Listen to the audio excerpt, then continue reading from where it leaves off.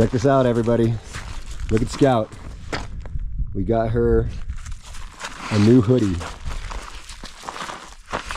The company is called Spark Paws, and no, they're not sponsoring anything this video. We did not get it for free, we had to buy it. But they make products just for bully dogs, and since she's half pit bull, half Rottweiler, I think it looks great on her. I think it fits her perfect. She's a happy dog. She seems to like it too. She has not made any effort to remove it or tear it off of herself. Look at her poor old dog bed. It's just tore up, but she won't let us take it away from her. She's such a good dog. So Scout is only a few days away from being 3 years old, and she is huge. I would say she's probably closer to 95 pounds now. She's a big dog. Her neck has gotten bigger. She's a big, powerful dog. I would not want to face her. She's my guard dog for this whole property. I'll tell you what, I would not want to face her. I would not want her chasing after me. This dog can run almost 30 miles an hour. Her teeth are razor sharp.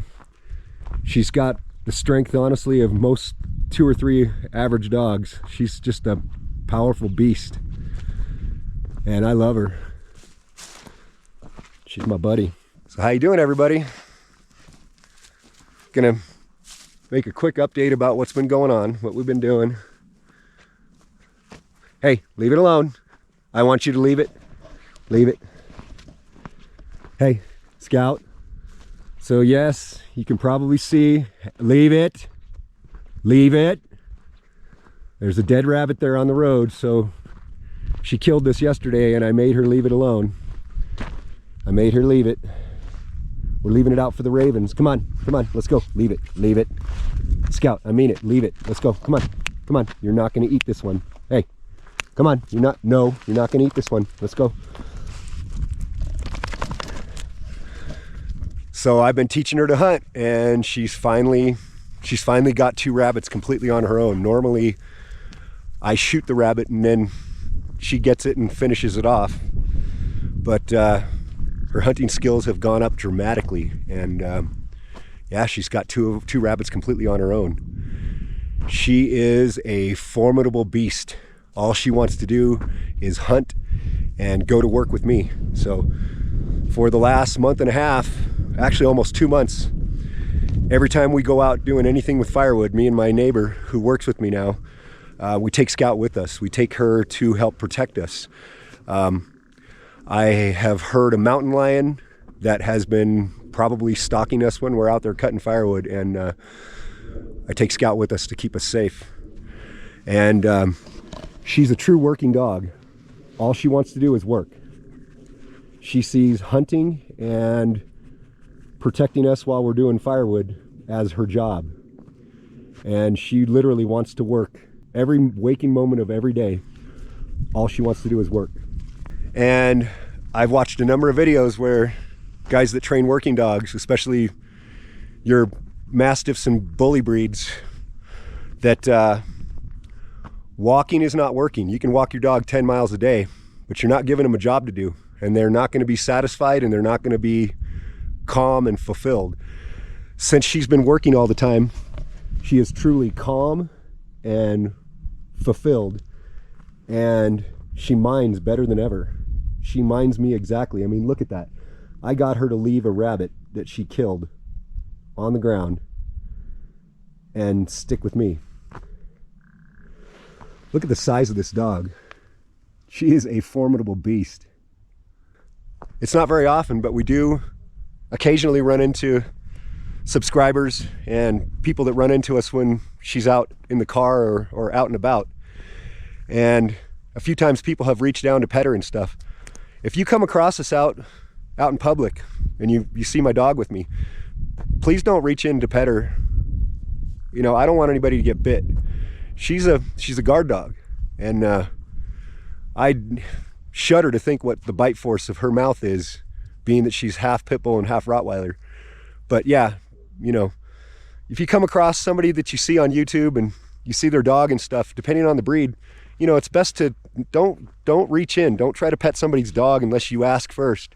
and wait for the answer. And if it's the answer you don't want to hear, don't do it. You know, I don't need that. I don't need that kind of trouble. Not that it happens very often, but it has. There's a few times where we've been out at the gas station or different places and somebody will say, hey, I recognize your dog. Hey, can I pet your dog? And it's like, no, you can't. No, the answer is no. You know, she may not initially growl at you and you may take that as a sign that she wants you to pet her, but I wouldn't do it. So if you notice a little bit of wind, I've got the microphone covered up, but it is what it is. It's been a long time since I've made a video, and the last one I made was about firewood. And this video is also going to be about firewood. So in the last few weeks, let's see, right now, I think this is the last day of January. So in the last couple of weeks, if you thought maybe you saw me or recognized me down in the Quartzsite area, me and my neighbor did go down there, and we did go down to sell some firewood. Honestly, I can say it did not work out, and chances are I probably will never go back there and do it again. We just didn't really make enough money at it. We were selling honest, large size firewood bundles for the money that we were charging, and our wood, I have to say, was the only dry wood I saw down there. Every one of those firewood vendors down there is selling you guys wet juniper that has been harvested within probably the last few weeks. It is not seasoned. That's why it smokes. That's why it's hard to light. We brought down honest, responsibly sourced dry juniper that we went and cut ourselves here in the northern Arizona forests. We're not out there cutting green wood out of the forests. Some of that wood, I would imagine, has been poached. That's kind of vulture behavior to be selling wet firewood to the public. You're supposed to sell people seasoned wood that's dry, wood that's been dry for, you know, at least a year. That way it burns. That way people are actually getting what they're paying for. You know, selling people green wood is completely dishonest. And you can tell that juniper's wet. One, it's hard to light. Two, it's got sap coming out of it. Juniper is a wood that has very little sap in it. And once it's dried for at least 5 months, 6 months, it won't have sap coming out of it anymore. Everything I saw down there, when you peel a piece of it off, especially the white areas that are around the bark, it wouldn't even snap when you try to break a piece of it between your fingers. You know, I'm kind of disgusted by the whole thing. Honestly, every single customer here in the Flagstaff area that I sold wood to has always been sold cords that are too small and cords that are wet. It's just dishonest. And honestly, most of the guys in the firewood game, in my opinion, are dishonest, and it kind of makes me sick. I mean, where's the integrity out there? There's plenty of dead wood out there for all the firewood guys in Arizona to cut. You know, in the 2 forests up here around Flagstaff, in the Coconino Forest and the Kaibab Forest, there's probably over 10 million dead trees. It just takes a little bit of effort to go out and source these dead trees. Or you can just pull up on the Forest Service road and cut the first green shit you come across. Now, some of it, I would imagine, they might be cutting on, say, a rancher's land where they have gotten permission. But I have personally, in the last 6 months that I've been doing firewood, I have seen a lot of wood that's been poached. You can also get a commercial permit to cut green juniper. I seriously doubt that that's what's going on. And even if it is, you're not being an honest firewood guy if you're selling green wood. You're just not. And you know it. And you're cheating your customers, and you know it. There's not a guy who cuts green wood that doesn't know that they're cheating their customers. Do the right thing. Be honest. You know, if you're cutting green shit, don't sell it. Leave it till next year. So if you've been buying wood down there in Quartzsite and you're wondering, you know, why doesn't it light? Why doesn't it burn? Well, that's why. It's green. They're selling you green shit. The amount of money we made for the amount of effort going down there was a complete waste of time, in my opinion. I had a little bit of fun doing it, but it was tough. For me, it was tough. I had to camp in a tent for the first time in 25 years. I had to shit in a bucket That's the first time I've ever had to do that. I mean, normally when I've ever gone camping in my life in the past, it's in some type of a campground where there's a vault toilet or something. You're probably wondering, okay, why didn't you go down there with your RV? Well, if I had taken my RV and my family down there, I would have lost significantly more money. We did go sell quite a bit at Schoolypalooza, and I was able to see quite a few friends that I haven't seen in a long time there. But that was tough. We camped at Schoolypalooza for 2 nights, and to be honest with you, there's one guy who basically, and you've probably heard stuff about it, was, decided he's just going to play his music at beyond concert volume levels. We're talking louder than any rock concert I've ever been to. And it seemed like at 3 a.m. is when he cranked the volume up even more. And then a couple of times we camped at Skadden Wash, close to the I-10, and they were doing work on I-10, so it was super loud. Out of the 12 nights that we were down there, I missed 4 nights of sleep. And I can't tell you, when you're working, doing labor, how hard it is to miss entire nights of sleep. And we were busting our ass too. I mean, we're talking out working most of the day and into the night. Several nights we both went without dinner just because of how late we were working and how late we got back to our camp. And so some of you might say, hey, you were obviously selling stuff out on BLM land and you're not supposed to do that. Well, I will say, yes, the BLM does have a rule that says that, but I will also tell you that I noticed well over 50 other vendors, RV repair guys, RV awning guys, all kinds of different, guys that come out and drain your poop tanks, guys that deliver water. They're all doing business on BLM land illegally too. And that was going to be my argument to the BLM if we were, caught and told not to. I took many pictures of these other vendors. I'm not going to put those in this video because I'm not out here to out other good, honest guys that are out there trying to make a buck too. The reality is the BLM rule is a joke. They allow lots of people to do business out there. So I hate to say it, but government rules are not something that can be picked and chosen, like who you can enforce them to and who you can't. If they had have come to us and told us to stop, honestly, we would have just ignored it. Just like all the other vendors that are out there doing work. These are all just guys out there trying to make a buck. I don't feel bad about it either. The BLM allows all kinds of shit that shouldn't be. There's people out there camping in places for a month or 2 or 3 at a time when it's supposed to be 14 days. There's all kinds of rules that they're not enforcing. There's some stuff that they're supposed to do and supposed to provide that is kind of a joke. To be honest with you, my assessment is that the BLM is just another government agency that is failed and is being poorly run and is honestly a joke. Just like most government agencies, they're taking taxpayers' money and they're a joke. I'm just calling it the way I see it. That's probably why they need so many volunteers, because they can't afford to even pay full-time positions so that these things are done the way they should be. So I honestly saw more people out there breaking the rules than following them. And I took pictures and documented these things because that was going to be my defense. If you're going to come after us, you can't have all the other people out there doing it too. And because that's called discrimination. And discrimination is something where a lawsuit can be brought. And that was going to be my defense. But the reason why I'm talking about all this now is because it's over. We're not going back. And I for sure will not be going back next year.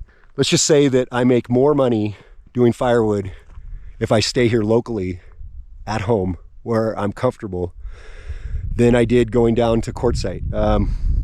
The amount of effort and preparation it took for us to go down there was, honestly, it was astronomical. There's only one kind of permit that allows you to go out and cut greenwood, green juniper, and it's only in one forest. That's just like anything in any industry.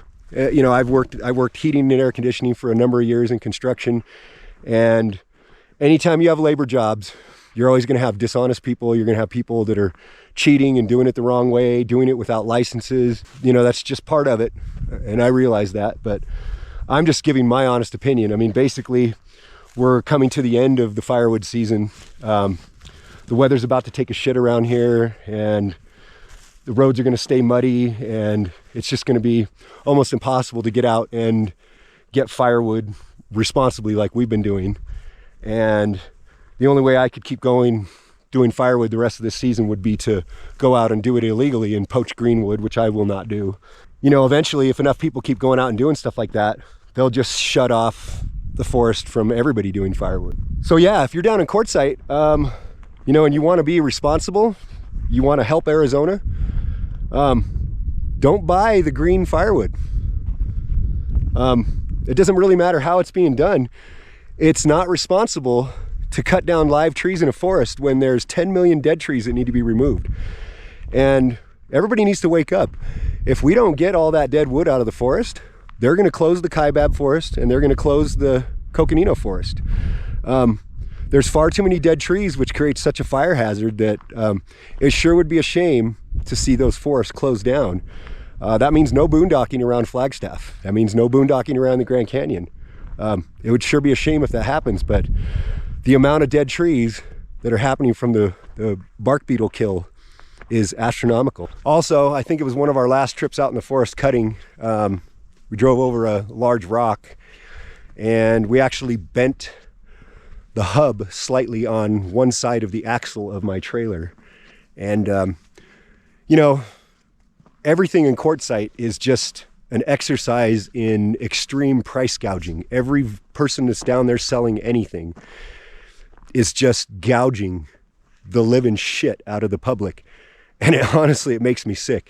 So I thought that one of the wheels was bent on the trailer. So we took my spare tire off and went down to one of the local tire shops there in Quartzsite. And I've done business with them before, and they do good work and everything, and they're quick.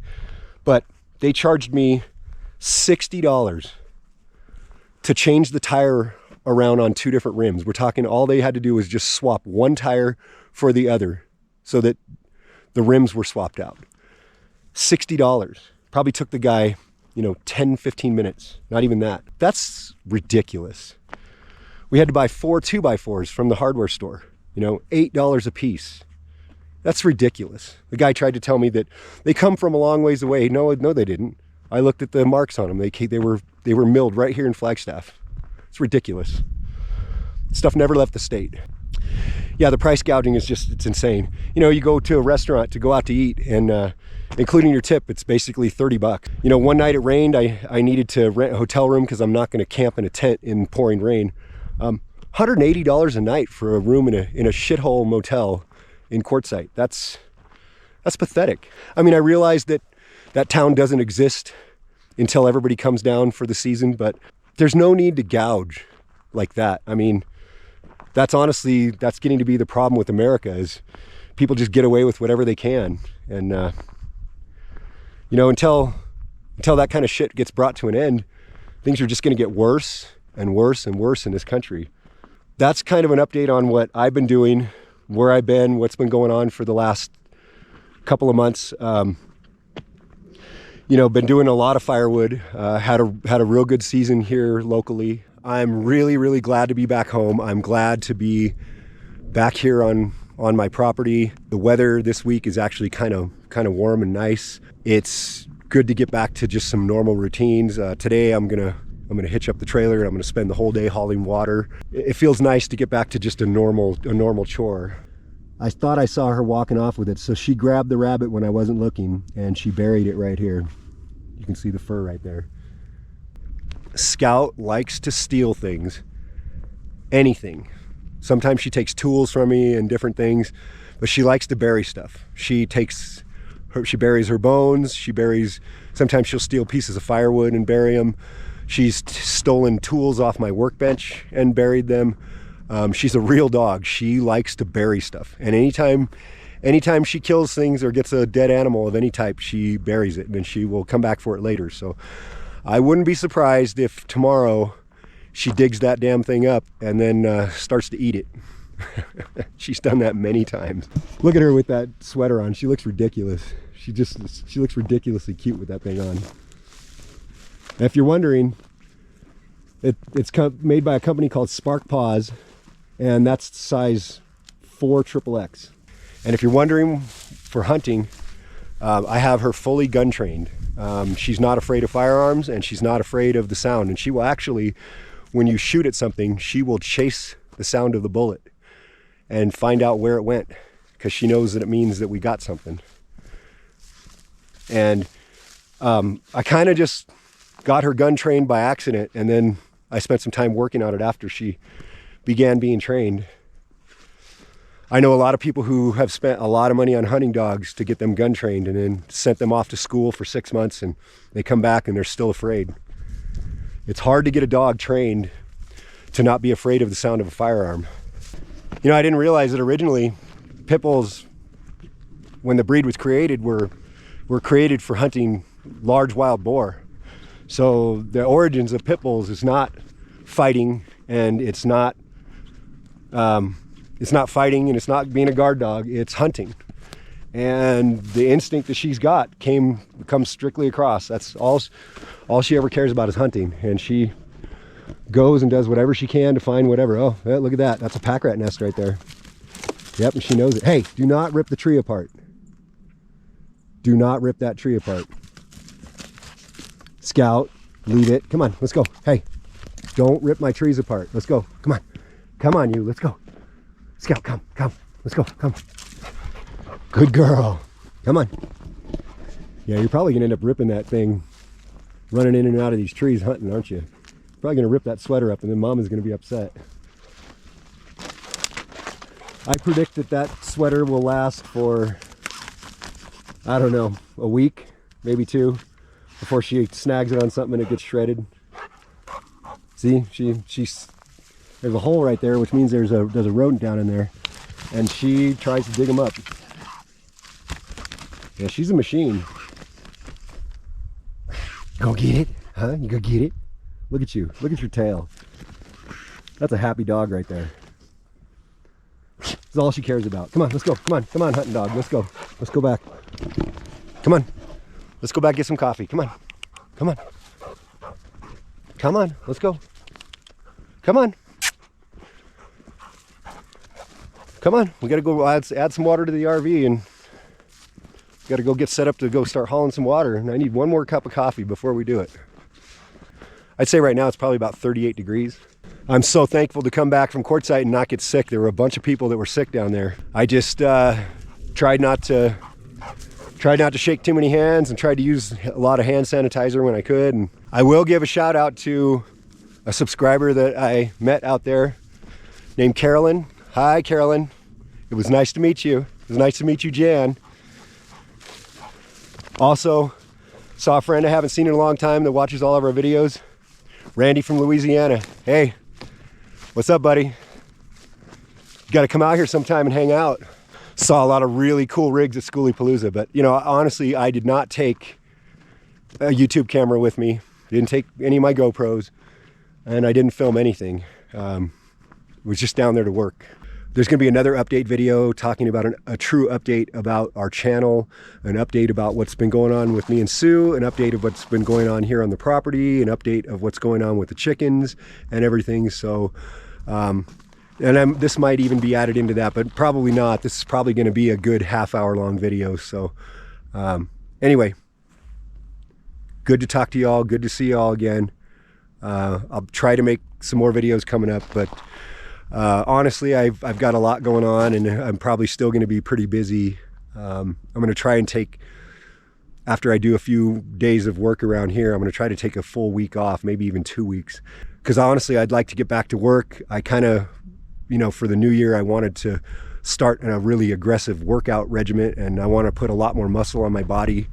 You know, I mean, I'm pretty damn strong. I'm strong for a 20-year-old guy, and I'm 53, or I'm almost 53. I already know I can work circles around most guys that are in their 20s, and I'd like to put on, you know, twice as much muscle as I have now and really step it up to the next level.